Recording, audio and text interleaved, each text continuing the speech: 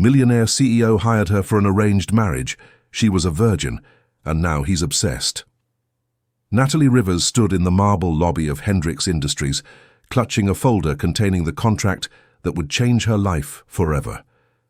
23 years old, drowning in medical debt, watching her mother die slowly in a hospital bed she couldn't afford, and here she was, about to sell herself to a stranger for 1 year. The elevator climbed to the 40th floor, each number lighting up like a countdown to her surrender.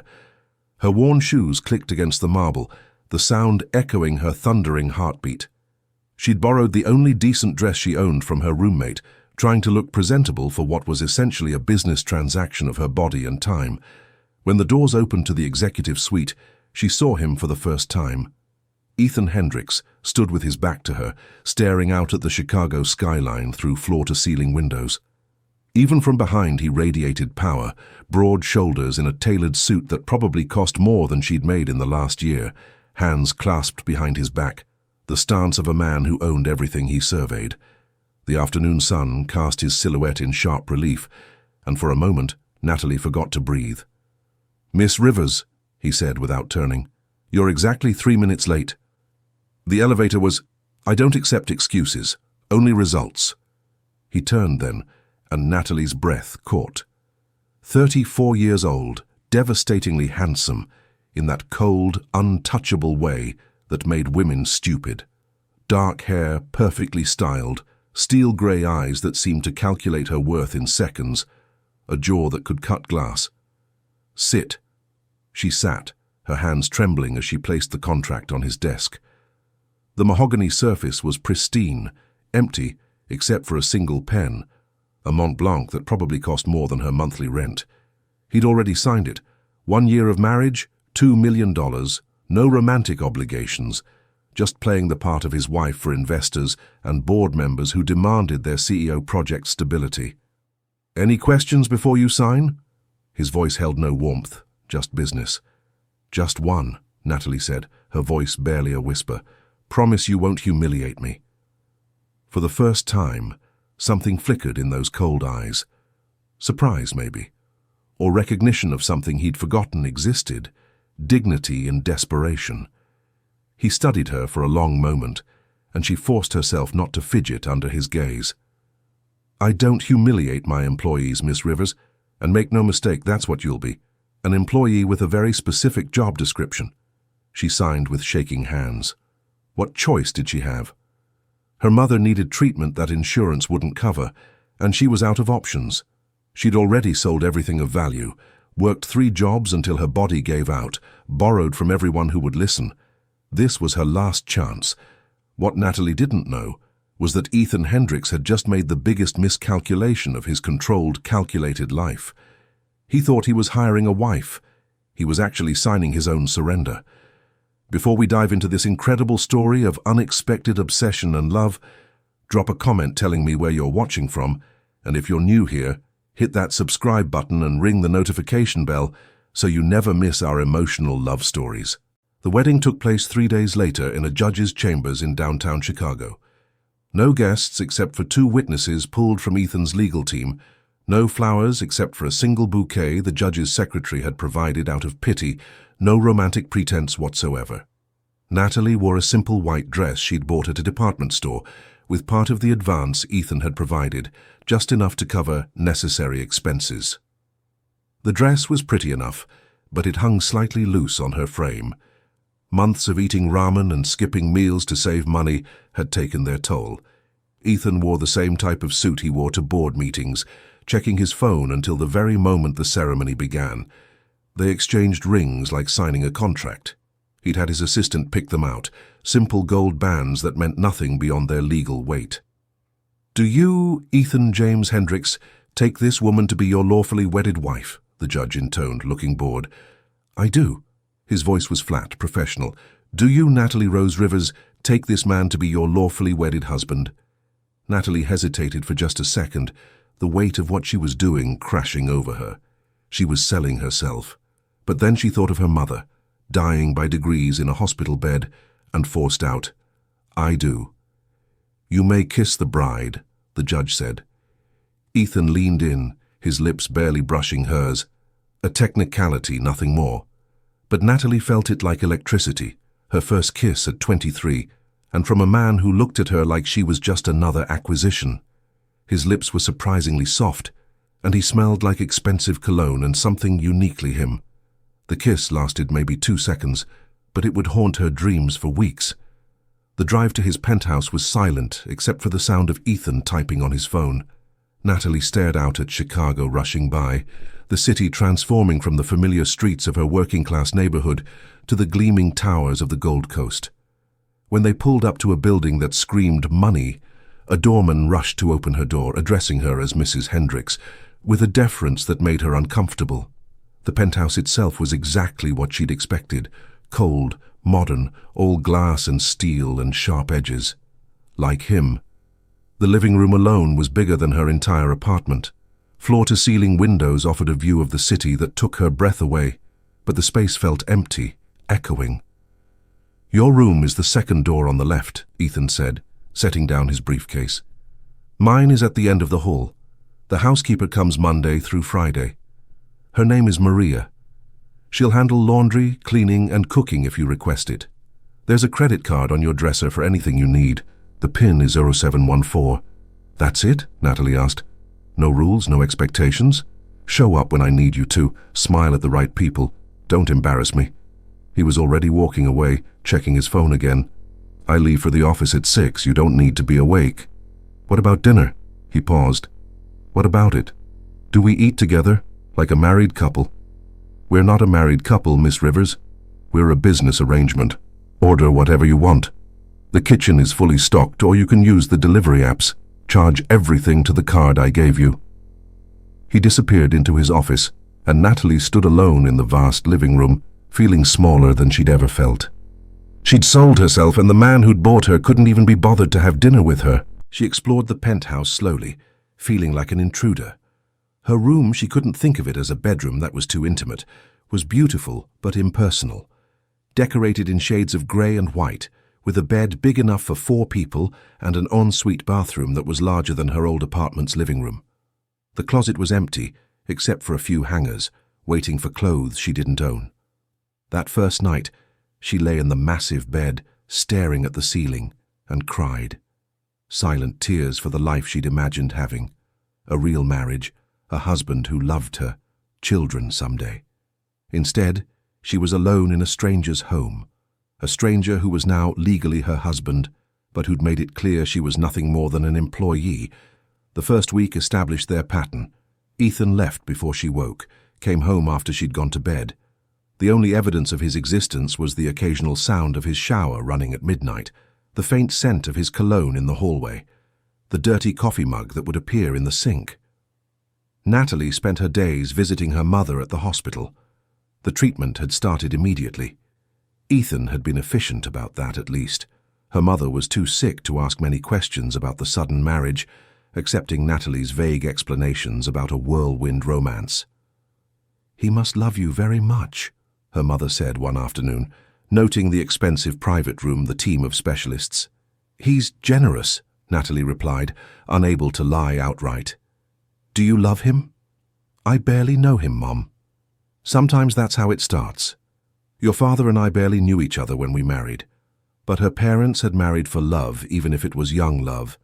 Natalie had married for money, and the shame of it sat like lead in her stomach. She also spent time taking online classes with the laptop Ethan had provided, part of the necessary expenses he'd approved. She was 3 credits short of her bachelor's degree in accounting, having had to drop out when her mother got sick. The familiar rhythm of studying gave her something to focus on, besides the surreal situation she'd found herself in. Then came the first event, a charity gala for children's cancer research at the Drake Hotel. Ethan's assistant, Marcus, delivered her dress personally. "Mr. Hendricks selected it himself," Marcus said, hanging the garment bag in her room. He was a thin, efficient-looking man in his 40s who seemed to know everything about everyone. "He picked out my dress." Natalie was surprised Ethan had bothered. "Mr. Hendricks is very particular about appearances. He asked me to also give you this." Marcus handed her a velvet jewelry box. Inside was a necklace that made her gasp. diamonds in a delicate setting that caught the light like trapped stars. This must have cost— Best not to think about it, Mrs. Hendricks. Mr. Hendricks also requested that I arrange for hair and makeup. They'll be here at 5. The dress was stunning, deep burgundy silk that hugged her curves before flowing to the floor. When the stylists finished with her, she barely recognized herself. The woman in the mirror looked like she belonged in Ethan's world. Elegant, expensive, untouchable. "You clean up well," Ethan said when she emerged. It was the first real thing he'd said to her all week. He was in a tuxedo that made him look even more devastatingly handsome, and for a moment they just stared at each other. "Thank you, you look—" She paused, searching for a professional word. Appropriate. Something that might have been a smile tugged at his lips. Appropriate. I've been called many things, but never appropriate. Would you prefer devastating? Handsome, intimidating? Appropriate is fine, he said, but there was warmth in his voice she hadn't heard before. "Shall we?" In the limo, he briefed her like she was preparing for a business presentation. "Richard Blackstone will be there. He's chair of my board. His wife Helen is notorious for gossip, so be careful what you say. The Mitchells are old money. They'll be condescending but harmless. Victoria Ashford will probably try to provoke you. We dated briefly years ago, and she hasn't accepted that it's over." "You dated her?" "Briefly. It was a mistake I quickly corrected." "How quickly?" 3 weeks. "And how long have you known I existed?" He looked at her sharply. 3 weeks and 3 days. The implication hung between them. He'd known her longer than he'd dated Victoria. It shouldn't have mattered, but somehow it did. At the gala, Natalie understood her role immediately. Stand beside him, smile, make small talk with wives while he discussed business. She played it perfectly, drawing on years of watching her mother navigate social situations with grace, despite their lack of money. She laughed at the right moments, asked the right questions, deflected the intrusive ones with practiced ease. She was actually enjoying herself, feeling like she was succeeding at this strange job when Victoria Ashford appeared. A stunning blonde in a dress that left little to the imagination, who looked at Ethan like he was hers, and at Natalie like she was trash. "Ethan, darling," Victoria purred, ignoring Natalie entirely. "I heard the strangest rumor that you got married, to some nobody from nowhere." "Victoria?" Ethan's voice held warning. "Oh, is this her?" Victoria's eyes raked over Natalie with theatrical disdain. "How quaint. Where did you find her? A temp agency? One of those mail-order bride catalogues?" The words were loud enough for nearby guests to hear. Several heads turned, and Natalie felt heat flood her face. She wanted to disappear, to run, but then she felt Ethan's arm come around her waist, pulling her against him with a possessiveness that surprised her. "I found her," he said, his voice carrying, "in a place you'll never be, Victoria. By my side." The dismissal was so complete, so public, that Victoria actually stepped back, but she wasn't done. "Enjoy it while it lasts, sweetie," she said to Natalie. "Ethan gets bored easily. Just ask his last 3 assistants. Or should I say, the last 3 women who thought they could lock him down." Natalie felt Ethan tense, his hand tightening on her waist. She could feel his anger radiating through his body, and suddenly, she wasn't nervous anymore. This woman had hurt him, was trying to hurt them both, and something protective rose up in Natalie. She placed a calming hand on Ethan's chest, the first time she'd touched him voluntarily since their wedding, and smiled at Victoria with the grace her mother had taught her. "The difference between an assistant and a wife," Natalie said quietly but clearly, "is that one is replaceable. And since I'm standing here with his ring on my finger while you're standing there with desperation on your face, I think we both know which one you are." The silence that followed was deafening. Then someone laughed, an older woman in diamonds who raised her champagne glass to Natalie. "Well played, my dear. About time someone put Victoria in her place." Victoria's face turned red, then white. She opened her mouth, closed it, then fled toward the bar. Around them, conversations resumed, but Natalie caught several approving looks from the other wives. "That was," Ethan started, "inappropriate. I'm sorry, I shouldn't have—" "Magnificent. His eyes were intense, looking at her like he was seeing her for the first time. Absolutely magnificent. They were called to dinner then, seated at the head table with the Blackstones and other major donors. Throughout the meal, Ethan kept finding reasons to touch her, his hand on her back as he pulled out her chair, his fingers brushing hers when they reached for water glasses, his thigh pressing against hers under the table. Each touch sent electricity through her, confusing and thrilling in equal measure. After dinner came dancing. Ethan led her onto the floor for their first dance as a married couple, though it was all for show. Except it didn't feel like show when his hands splayed across her back, when he pulled her closer than necessary, when she felt his breath against her ear. "Thank you," he said quietly. "For what?" "For defending me. You didn't have to do that." She was cruel. I don't like cruel people. Even when they're cruel to someone who bought you. She pulled back to look at him. "You didn't buy me. You hired me. There's a difference. Is there?" "Yes. An employee can quit. Property can't." "Are you thinking of quitting?" "Are you giving me a reason to?" Instead of answering, he spun her, the movement perfect and controlled like everything else he did. When he pulled her back, they were even closer than before. "You're not what I expected," he said. "What did you expect?" "Someone broken, desperate, weak." "I am all of those things." "No, you're surviving. That takes incredible strength." They danced through 2 more songs without speaking, but the silence wasn't uncomfortable. Natalie let herself enjoy the feeling of being in his arms, of moving together to the music, of pretending for just a moment that this was real. The spell was broken when Richard Blackstone appeared at Ethan's shoulder. "Mind if I cut in? I'd like to get to know your lovely wife." Ethan clearly minded, but protocol demanded he step aside. As Blackstone led her through a waltz, he studied her with shrewd eyes. "You're not what I expected," he said, echoing Ethan's earlier words. "People keep saying that." Ethan's been alone a long time. We were starting to worry he'd never marry. Well, now he has. Yes, quite suddenly. 3 days from meeting to marriage, I understand. Natalie kept her expression neutral. "When you know, you know." "Indeed. And what is it you knew about Ethan?" She thought about lying, giving him the rehearsed answer she'd prepared, but something about the way Ethan was watching them from the bar, tension in every line of his body, made her want to defend him again. "I knew he was lonely," she said honestly. "The kind of lonely that money can't fix." Blackstone's eyebrows rose. "And you thought you could fix it?" "No, but I thought maybe I could share it. I'm lonely too." "A marriage of mutual loneliness? How refreshing." "Better than a marriage of mutual greed, don't you think?" He laughed at that, a genuine sound. "I think Ethan may have finally met his match." "Good. He needs someone who won't let him disappear into his work." When the dance ended, Ethan was immediately at her side, his hand possessive on her lower back. "What did he say to you?" he demanded as soon as they were out of earshot. He wanted to know about our whirlwind romance. "And?" "I told him the truth. Part of it, anyway." "Which part?"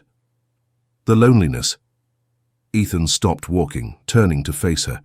They were on a balcony now, the Chicago skyline glittering behind them. "You told him we married because we're lonely. Isn't that why? You needed a wife for image. I needed money for my mother. We're both alone in different ways." "That's a very depressing view of our arrangement." "Do you have a better one?"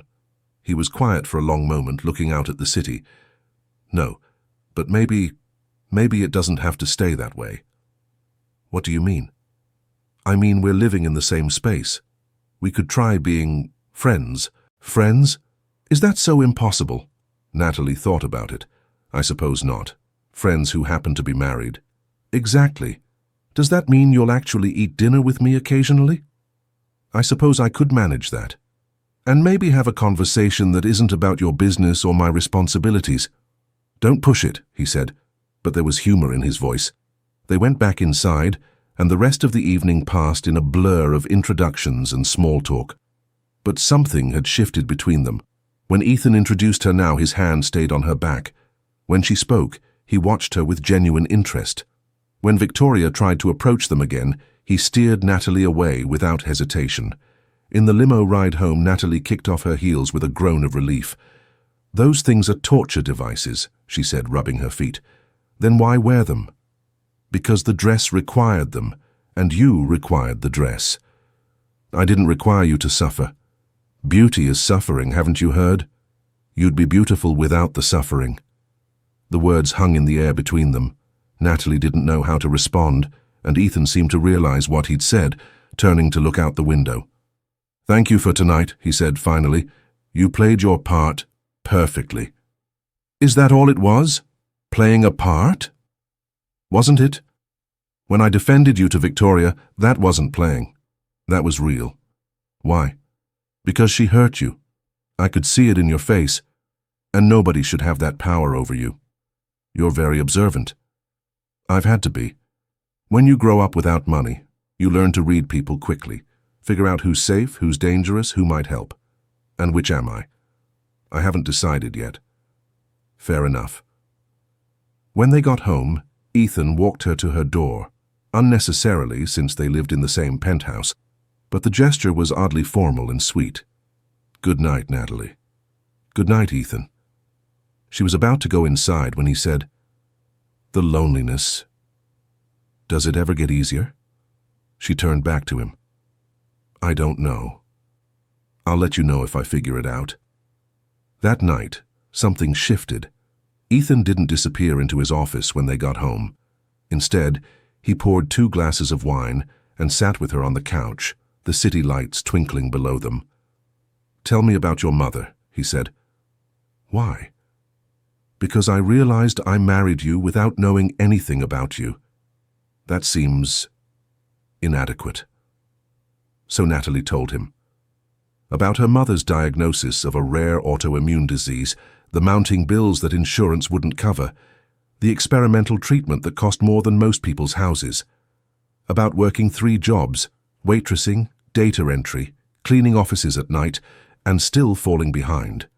About watching her mother, who'd been a nurse her whole life helping others, slowly fade away because the system she'd served wouldn't help her. "She's all I have," Natalie said, tears she hadn't planned threatening to fall. "My father died when I was 10. Car accident. Mom raised me alone, worked double shifts to put me through school. And now, when she needs me, I couldn't help her. Until you married me. Until I took your offer," she corrected. "I want to be clear, I'm grateful. Whatever else this is, you've saved her life." "You could have asked for more money," Ethan said when she finished. "I asked for enough." "Most people ask for everything." "I'm not most people." "No," he agreed, studying her with those calculating eyes. "You're not." "What about your family?" Natalie asked, deflecting the attention from herself. Ethan's expression closed off immediately. "There's nothing to tell." "Everyone has something to tell. My father killed himself when I was 15. My mother remarried within a year and moved to France with her new husband. I haven't spoken to her in a decade. End of story." The casual way he delivered such devastating information made Natalie's heart ache. "Ethan, I don't need pity." "I wasn't offering pity. I was offering understanding." "There's nothing to understand. They're gone. I survived. I succeeded. That's all." But she could see it wasn't all, could see the pain he'd buried under success and cold efficiency. She wanted to push, to understand, but she recognized the walls and knew better than to assault them directly. They fell into a new rhythm after that. Ethan still left early, but he came home for dinner. They ate together, talking about safe things, his business dealings, her online classes, current events. Never anything too personal, too real. But it was something. Maria, the housekeeper, was a warm Mexican woman in her 50s who seemed delighted that Ethan was actually eating at home. 5 years I work for Mr. Hendricks, she told Natalie one day. Never once he eat at that dining table. Always in his office, if he eat at all. You're good for him. He hired me to be, Natalie said without thinking, then caught herself. I mean, Maria gave her a knowing look. I know what you mean, Mija. But hired or not, you're still good for him. 3 weeks into their marriage, everything changed. Natalie woke at 2 a.m. to sounds from Ethan's room. Groaning, maybe crying. She lay in bed, telling herself it wasn't her business, but the sounds continued getting worse. Finally, she couldn't stand it. She knocked softly on his door. "Ethan, are you okay?" No answer, just more sounds of distress. She pushed open the door to find him tangled in sheets, clearly in the grip of a nightmare. His face was contorted in pain, sweat soaking through his t-shirt, and he was mumbling words she couldn't quite make out. "No," he muttered, thrashing. "Please, no. Dad, please, don't leave me. I'm sorry, I'll be better." Without thinking, Natalie climbed onto the bed, placing her hands on his shoulders. "Ethan, wake up. It's just a dream. You're safe." His eyes flew open, wild and unfocused. For a moment, he didn't seem to recognize her. Then awareness crashed back, and with it, a vulnerability she'd never seen. His eyes were wet with tears he probably didn't know he'd shed. "Natalie? You were having a nightmare." He sat up, running his hands through his hair. It was messy, sticking up in all directions, making him look younger and more human than she'd ever seen him. "I'm sorry. I didn't mean to wake you. Do you want to talk about it?" "No." But he didn't ask her to leave either. They sat in silence in the dark, and eventually, without planning it, she took his hand. He gripped it like a lifeline, his fingers trembling slightly. "My father," he said suddenly, his voice rough. "The dream is always about my father. What about him?" "Finding him. I was the one who found him in his study. He'd used his hunting rifle. There was so much blood." His voice broke on the last word. "Oh, Ethan. He left a note, said I was worthless just like him, said I'd never amount to anything, said the world would be better off without the Hendricks name." Natalie's heart shattered. This cold, controlled man who seemed to have everything was just a broken boy still trying to prove his dead father wrong. "You've amounted to everything," she said softly, squeezing his hand. "Have I? I'm 34 years old with more money than I could spend in 10 lifetimes, and I'm so empty, Natalie. I have everything and feel nothing except..." "Except what?" He turned to look at her in the darkness, and the moonlight through the windows caught his face, showing her raw pain she suspected no one had seen in years. "Except when you defended me tonight. Except when you sit across from me at dinner and actually listen when I talk. Except right now, with your hand in mine." The air between them shifted, charged with something dangerous and fragile. Natalie knew she should leave, go back to her room, maintain the boundaries of their arrangement. This wasn't what she'd been hired for. Instead, she stayed. "Sleep," she said. "I'll stay until you fall asleep." "You don't have to." "I know. But I'm going to, anyway." She thought he'd protest more, but he lay back down, still holding her hand.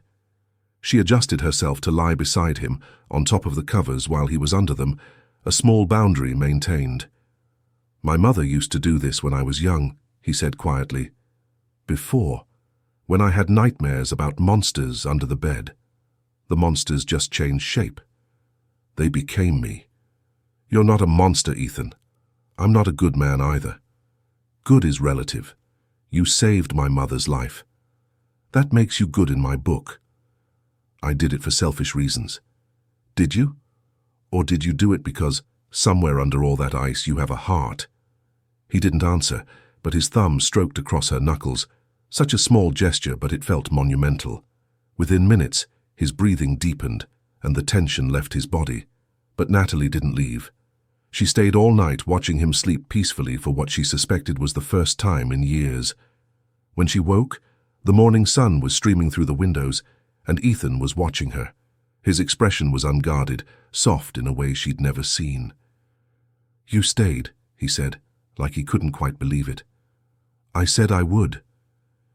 People don't usually keep their promises to me. Then they're idiots." A small smile tugged at his lips. "This isn't part of the contract." "I know. You should go." "I know." Neither of them moved. The morning light made his eyes look more amber than gray, and Natalie realized he was genuinely beautiful, when he wasn't wearing his CEO mask. "You're dangerous," he said finally. "Me, I'm nobody." "No, you're everything I told myself I didn't want. Warm, kind, real." He released her hand, and she felt the loss like a physical ache. "Go, Natalie, please." She went, but the damage was done. The careful boundaries of their arrangement had blurred, and neither of them knew how to redraw them. Over the next week, things were different. Ethan started working from home in the mornings, joining her for breakfast. He asked about her online classes, remembering details she'd mentioned in passing. When she mentioned she missed swimming, something she'd done in high school, he casually mentioned the building had a private pool she could use. "I don't have a swimsuit," she said, "so buy one." "With your money?" "It's our money. You're my wife." "Your contract wife." His jaw tightened. "Is that how you see yourself?" "Isn't that what I am?" "I don't know anymore," he admitted, then seemed surprised by his own honesty. That afternoon, a dozen packages arrived, swimsuits in various styles and sizes, all from high-end designers. "This is excessive," Natalie protested, looking at the array of options. "I didn't know what you'd like," Ethan said, actually looking embarrassed. "Return whatever you don't want." She kept 3, a practical one-piece for actual swimming, and 2 bikinis that made her feel pretty. When she came up from the pool that evening, Ethan was sitting in the living room, pretending to work but clearly waiting for her. "How was it?" "Perfect, thank you." "You have—" He gestured to his own face. "Your makeup is running." She laughed, wiping at the mascara she'd forgotten she was wearing. "I must look like a raccoon." "You look happy. It suits you." 2 months into the marriage, Ethan's obsession began to show in small ways. He started coming home for lunch just to see her for 20 minutes. He noticed everything: when she'd trimmed her hair, when she wore a new dress, when she was sad about her mother's slow recovery. "We should move her to a better facility," he said one evening over dinner. "The one she's in is already not good enough. I found a place in Northbrook. It's like a resort, with physical therapy, specialists on site, private rooms with space for family to stay. Ethan, that must cost—" "I don't care what it costs." "Why? Why do you care?" He looked at her with those intense grey eyes. "Because when you're sad, I can't concentrate. It's affecting my work." It was the closest he could come to admitting he cared, and Natalie recognized it for the emotional milestone it was. The new facility was beyond anything Natalie could have imagined. Her mother cried when she saw it. "Baby girl, what did you do?" her mother asked, taking in the luxury suite that looked more like a high-end hotel than a medical facility. "I married a good man," Natalie said, surprised to realize she meant it. "Do you love him?" Natalie couldn't answer. How could she love someone who kept her at arm's length, who treated their marriage like a business transaction, even as his eyes betrayed deeper feelings?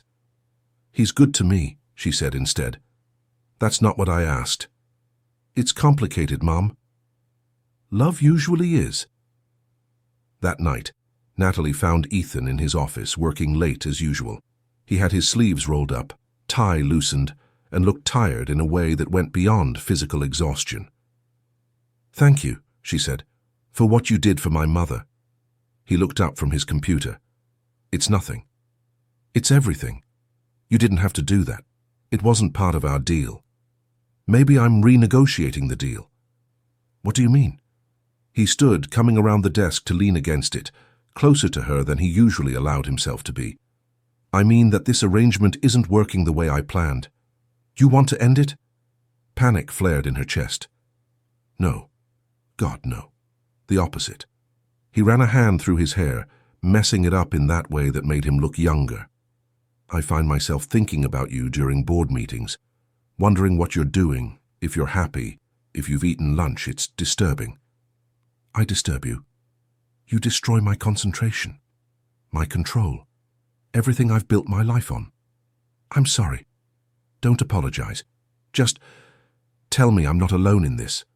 Tell me you feel it too." "Feel what?" "This pull. This need to be near each other. This pretense that we're just business associates when we both know it's becoming more." Natalie's heart was racing. Ethan. I know. I know this isn't what you signed up for. But I can't help it. When you stayed with me that night, when you held my hand through the nightmare, something broke in me. Or maybe something finally fixed itself. I don't know.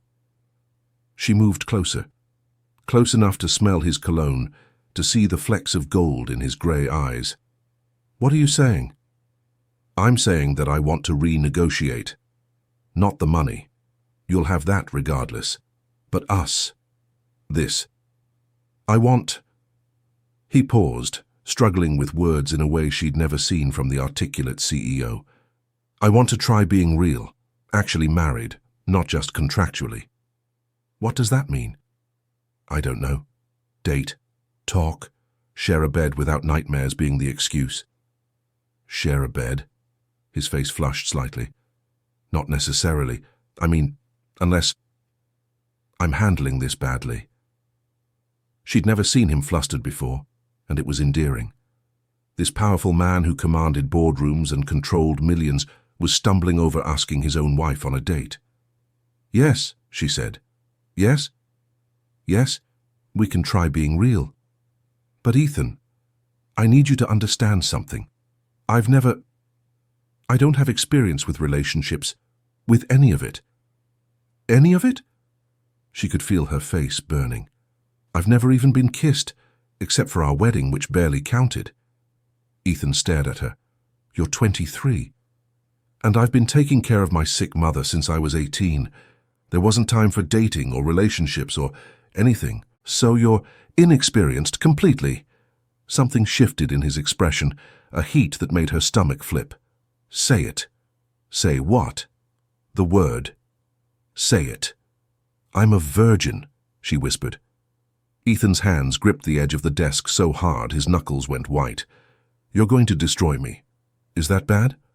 No, it's terrifying, because it means if we do this, if we cross that line, you're trusting me with something irreplaceable, and I'm not sure I'm worthy of that trust.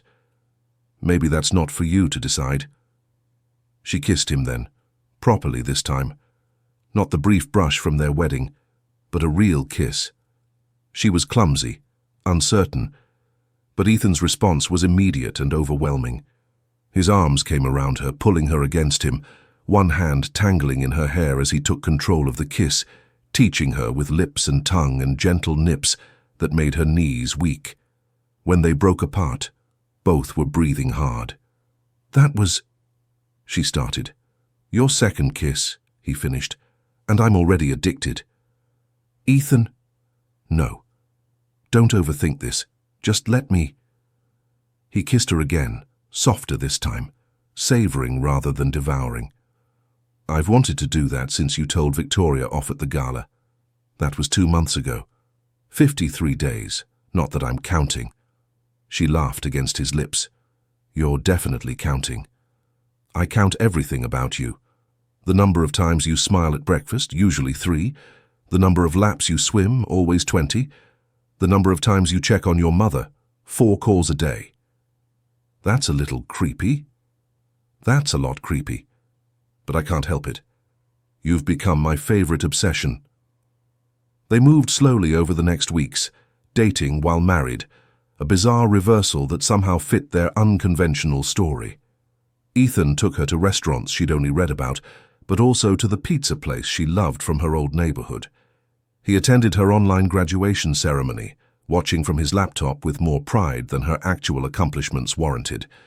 She started joining him for his morning workouts, though she mostly just watched him lift weights while pretending to stretch. You're staring, he said one morning, doing pull-ups with an ease that shouldn't have been so attractive. You're showing off, she countered. Maybe a little.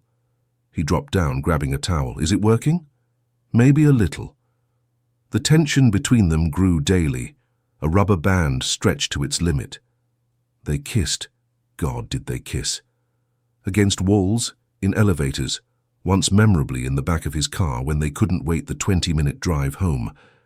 But Ethan always pulled back before things went too far, and Natalie was both grateful and frustrated. I want it to be right, he explained one night when she asked why he stopped. You only get one first time, it should be special. It will be special because it's with you, he groaned, pulling her closer. You can't say things like that. Why not? Because my control isn't infinite, and you test it every second of every day.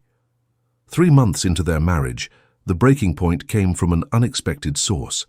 Natalie had gone shopping for a dress for another charity event when she ran into Victoria Ashford at Neiman Marcus. Well, the temporary Mrs. Hendricks. Victoria. Natalie tried to walk past, but Victoria blocked her path. You know, I had lunch with Richard Blackstone yesterday. From the board, he told me the most interesting thing. Natalie's blood ran cold, but she kept her expression neutral. Oh? Apparently, there are rumors that Ethan's marriage was arranged through an agency, a contract marriage, for money. Imagine that. I don't know what you're talking about. Oh, honey, I have friends everywhere. I know about the contract, the 1-year term, the $2 million. The only question is what the board will think when they find out their CEO bought his wife. You're lying. Am I?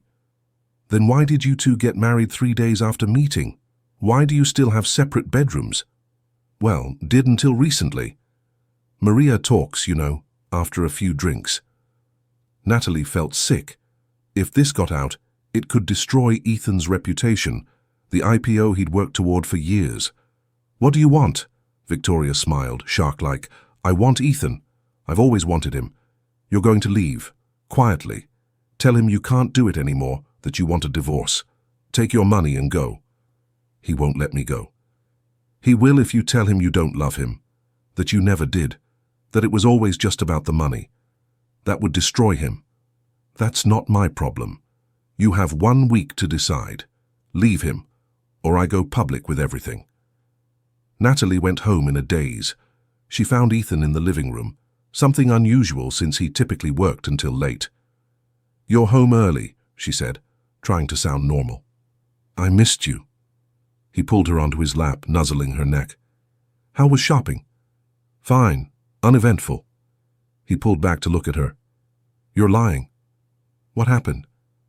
She couldn't tell him. Not yet. Not until she figured out what to do.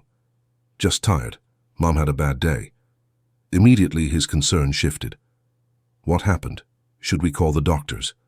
No, just one of those days. The treatment is hard on her. We could try the experimental therapy from Switzerland. Ethan, you've already done so much. I'd do anything for you, you know that, right? The intensity in his eyes made her want to cry. Why? You know why. Say it. Because I love you.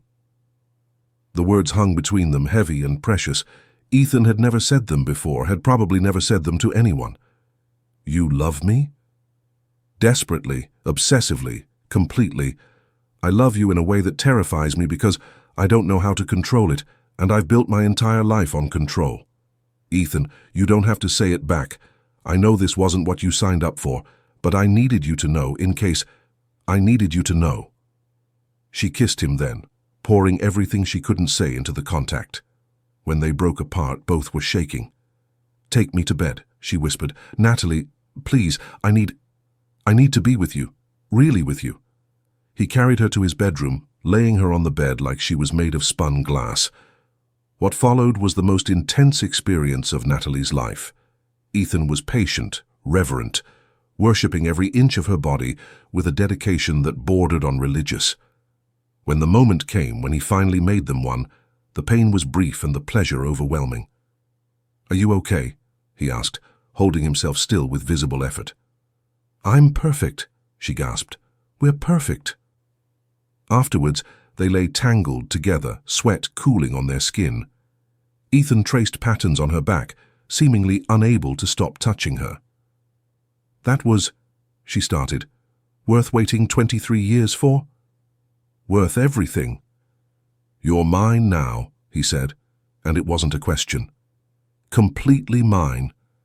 I was yours from the moment I signed that contract. No. The contract made you my employee. This makes you my everything. They didn't leave the bedroom for the entire weekend, only emerging for food and water before returning to explore each other with the dedication of cartographers mapping new territory. Ethan was insatiable, Not just for her body, but for her stories, her thoughts, her dreams. He wanted to know everything: her first memory, her favorite color at age 5, her middle school crushes. "Why does it matter?" she asked, laughing as he demanded to know her opinion on dinosaurs. "Because I want to know every version of you. The child you were, the woman you are, the person you're becoming." "That's impossible. I'm Ethan Hendricks. I do impossible before breakfast." Monday morning brought reality crashing back. Natalie woke to find Ethan dressed for work, watching her sleep. "That's creepy," she mumbled into the pillow. "That's love," he corrected. "I have a board meeting I can't miss, but I'll be home by lunch." "Ethan, you can't rearrange your entire schedule for me. Watch me." He was gone when she got out of the shower, but there was a note on her pillow. "You've ruined me for the rest of my life. Thank you. E." She was smiling at the note when her phone rang. "Victoria. Time's ticking, sweetie, 5 days left. I'm not leaving him." "Then I hope you're prepared for the consequences. Ethan's worked his entire life for this IPO. Are you really going to let your selfishness destroy it?" Natalie hung up, but the seed of doubt was planted. Could she really let Ethan's reputation be destroyed because of her? He'd worked so hard, overcome so much. The IPO was his validation, proof that his father was wrong about him being worthless. She spent the day tortured by indecision. When Ethan came home for lunch as promised, he immediately knew something was wrong. "What is it?" "Nothing, just thinking." "About?" "Us, this, whether it's fair to you." His expression darkened. "What do you mean?" "You could have anyone. Someone from your world, someone who understands your life, someone without all my baggage." "I don't want anyone. I want you." "But, no buts. We're past that. You're mine, I'm yours. End of discussion. What if there were complications? With your business?" He studied her carefully. "What kind of complications?" "Hypothetically." "Natalie, what's going on?" Her phone rang before she could answer. It was the facility. Her mother had taken a turn for the worse. They raced to Northbrook, Ethan driving with controlled urgency while Natalie fought panic. Her mother was conscious but weak when they arrived, machines beeping around her. "Baby girl," her mother whispered, "and you must be Ethan." "Mrs. Rivers." Ethan took her frail hand gently. "It's an honor to finally meet you properly." "Handsome," her mother said to Natalie. "You didn't mention how handsome." "Mom!" "What? I'm dying. I can say what I want." "You're not dying," Natalie said firmly. "We're all dying, sweetheart, just at different speeds." She looked between them. "But I need to know you'll be okay when I'm gone." "Mom, stop." "Promise me, Ethan. Promise me you'll take care of her." "With my life," Ethan said without hesitation. "She's everything to me." "Good. And Natalie, promise me you'll let him." "Mom, promise." "I promise." Her mother smiled, then closed her eyes. The machines continued their steady rhythm, but something had shifted. The doctors said she was stable but declining. It could be weeks or months, but the end was coming. That night Ethan held Natalie while she cried, his own eyes wet with tears she pretended not to notice. "I can't lose her," she sobbed. "I know. She's all I have." "That's not true. You have me. Always. For now." He pulled back to look at her. "What does that mean?" She almost told him then about Victoria and the blackmail and the impossible choice, but looking at his face, at the love and concern there, she couldn't. Not yet. "Nothing. I'm just scared." "Don't be. I'll take care of everything. The best doctors, experimental treatments, whatever it takes. You can't fix everything with money, Ethan." "No, but I can try." 3 days before Victoria's deadline, everything exploded. Natalie came home from visiting her mother to find Ethan in his office with Marcus and a team of lawyers.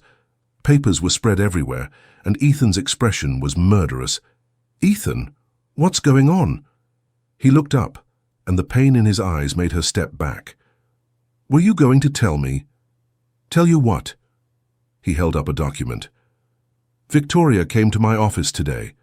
with a recording of your conversation. She thought she was being clever, proving you were going to leave me. Ethan, I can explain. She was blackmailing you. Yes. About the contract. Yes. And you didn't tell me. I didn't want to ruin your IPO. You've worked so hard. Fuck the IPO. He stood, scattering papers. You think I care about money more than you? Your reputation means nothing without you. The board can go to hell. He came around the desk, gripping her shoulders. Did you really think I'd let you go? That I'd choose a business deal over my wife? I'm not really your wife, not legally, not in a way that counts. You're my wife in every way that matters. And legally, Marcus, show her. Marcus stepped forward with a different document. Mr. Hendricks had me file these papers 6 weeks ago. The contract has been dissolved, replaced with a standard marriage certificate. You've been really, truly, legally married for over a month. Natalie stared at the papers. You did this without telling me? I was going to surprise you, for our 6-month anniversary. Ethan's voice was rough. I wanted you to know you were staying because you chose to, not because of any contract.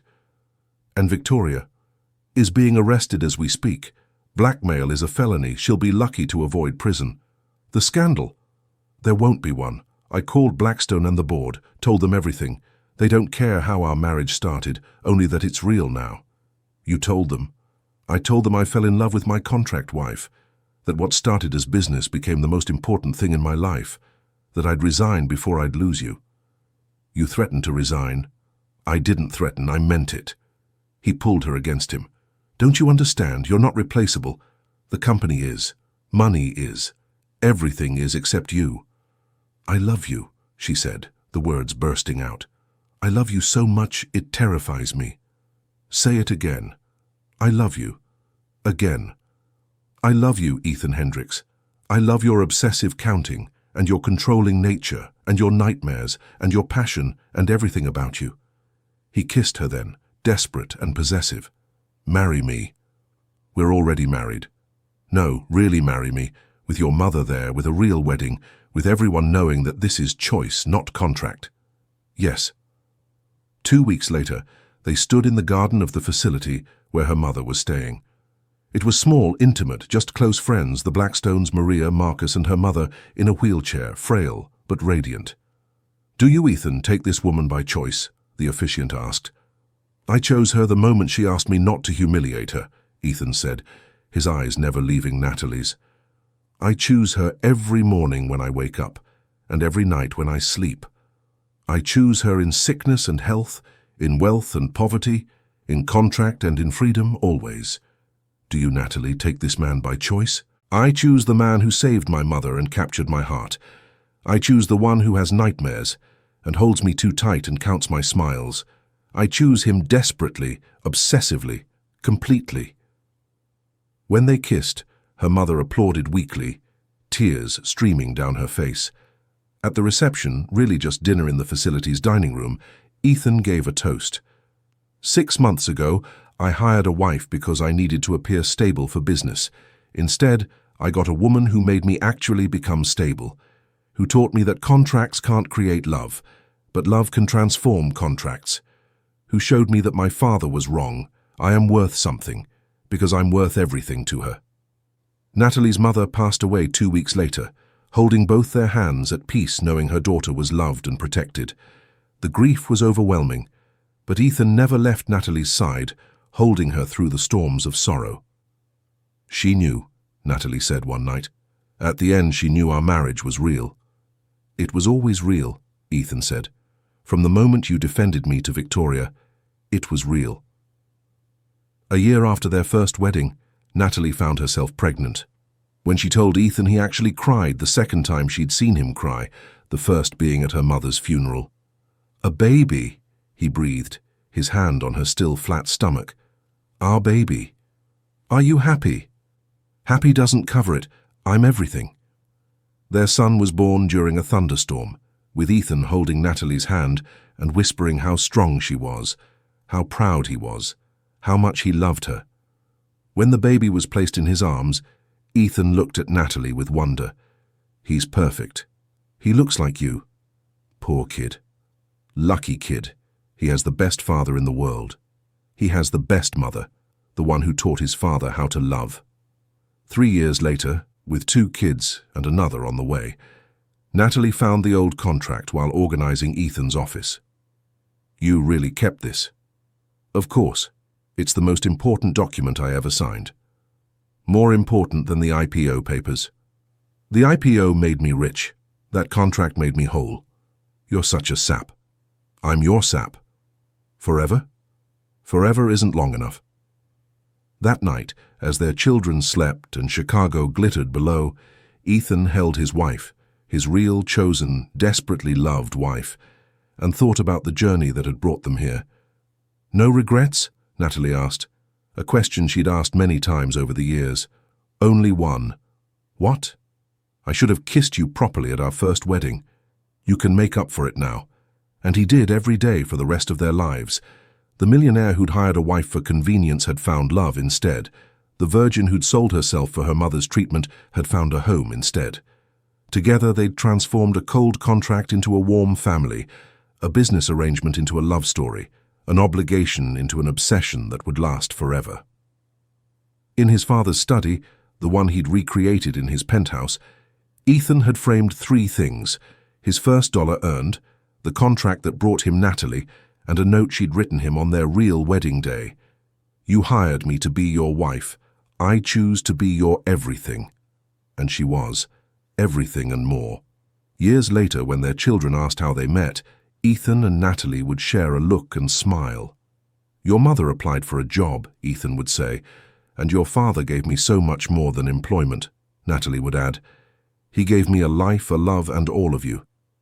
It was the truth, if not the whole truth. The whole truth, about contracts and virgins and obsession, could wait until they were older.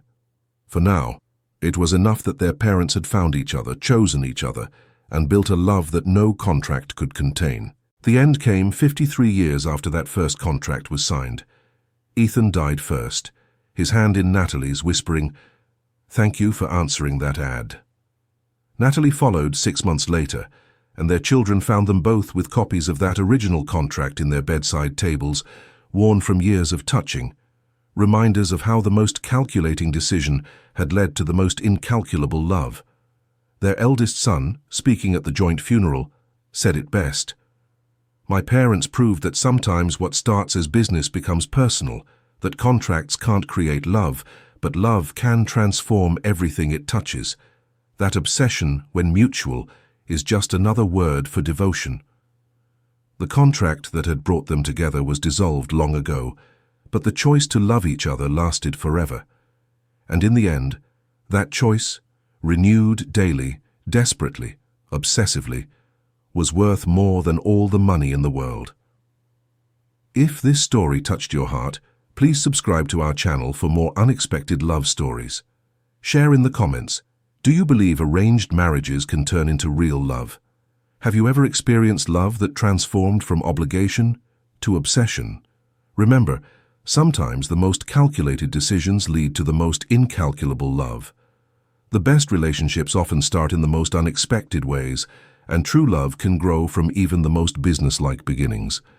Thank you for watching, and don't forget to ring that notification bell so you never miss our next romantic adventure.